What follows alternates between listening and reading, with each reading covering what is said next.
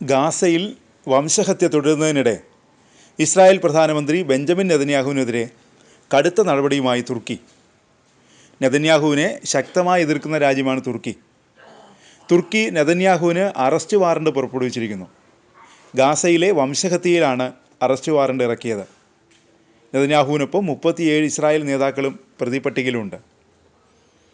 Israel പ്രതിരോധ മന്ത്രി Israel Katz, ദേശീയ സുരക്ഷാ മന്ത്രി ഇറ്റാമർ ബെൻഗിർ, സൈനിക മേധാവി ലഫ്റ്റനന്റ് ജനറൽ ഇയാൽ സമീർ എന്നിവർ പട്ടികയിൽ ഉൾപ്പെട്ടിട്ടുണ്ട്.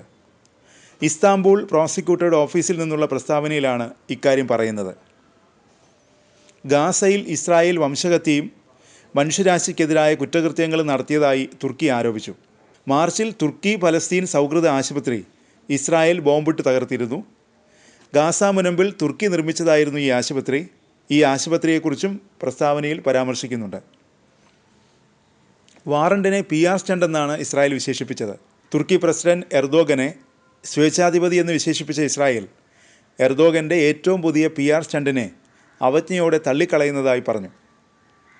അന്താരാഷ്ട്ര നീതിന്യായ കോടതിയിൽ ഇസ്രായേലിനെതിരെ വംശഹത്യ ആരോപിച്ച് ദക്ഷിണാഫ്രിക്ക സമർപ്പിച്ച കേസിൽ കഴിഞ്ഞ വർഷം തുർക്കി കക്ഷി ചേർന്നിരുന്നു. അതിനിടെ ഗാസയിൽ അന്താരാഷ്ട്ര സുരക്ഷാ സേന ഉടൻ എത്തുമെന്ന് US പ്രസിഡന്റ് ഡൊണാൾഡ് ട്രംപ് പറഞ്ഞു. ഇസ്രായേൽ നിയന്ത്രണത്തിലുള്ള യെല്ലോ ലൈനിലെ തുരങ്കങ്ങളിൽ കഴിയുന്ന ഹമാസ് പോരാളികളുടെ മോചനവുമായി ബന്ധപ്പെട്ട ചർച്ച തുടരുകയാണ്. കഴിഞ്ഞ ദിവസം ഒരു ബന്ധിയുടെ മൃതദേഹം കൂടി ഇസ്രായേലിന് ഹമാസ് കൈമാറിയിരുന്നു. റഫ ഉൾപ്പെടെ ഗാസയിലേക്കുള്ള എല്ലാ അതിർത്തികളും ഉടൻ തുറക്കണമെന്ന് UN സെക്രട്ടറി ജനറൽ ആവശ്യപ്പെട്ടിട്ടുണ്ട്. ഹമാസുമായി പ്രശ്നങ്ങൾ ഉണ്ടാകുന്ന സാഹചര്യത്തിൽ ഇടപെടുന്നതിനായി ഗാസയിൽ പുതിയ അന്താരാഷ്ട്ര ഇടക്കാല സേന ഉടനെത്തുമെന്ന് ട്രംപ് വ്യക്തമാക്കിയിരുന്നു. ഇടക്കാല സേനയ്ക്ക് 2 വർഷം ഭരണ ചുമതല നൽകുന്ന ചർച്ചകൾ US രക്ഷാസമിതിയിൽ ആരംഭിക്കാനിരിക്കെയാണ് ട്രംപിൻ്റെ പുതിയ പ്രഖ്യാപനം. Egypt, Qatar, UAE, Saudi Arabia, Turkey എന്നിവയുടെ പിന്തുണയോടെ 20,000 സൈനികരാണ് ഗാസയിലെത്തുക.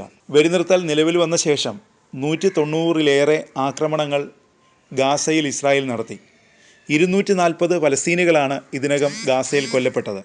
ഇസ്രായേൽ സൈന്യം നിലയുറപ്പിച്ച യെല്ലോ ലൈനിലെ തുരങ്കങ്ങളിൽ കഴിയുന്ന 150-ലേറെ വരുന്ന ഹമാസ് പോരാളികളുടെ മോചനം സംബന്ധിച്ച ചർച്ചകൾ തുടരുന്നതായി മധ്യസ്ഥ രാജ്യങ്ങൾ അറിയിച്ചു. ആയുധങ്ങൾ ഉപേക്ഷിച്ചാൽ ഇവർക്ക് സുരക്ഷിതപാത ഒരുക്കാമെന്ന നിർദ്ദേശത്തിൽ ഊന്നിയാണ് ചർച്ചകളെല്ലാം. എന്നാൽ തുരങ്കങ്ങൾ തകർത്ത് ഹമാസിനെ നിരായുധീകരിക്കും വരെ ആക്രമണം തുടരുമെന്നാണ് ഇസ്രായേൽ പ്രതിരോധ മന്ത്രി ഇസ്രായേൽ കാറ്റ്സ് ഭീഷണി മുഴക്കിയത്.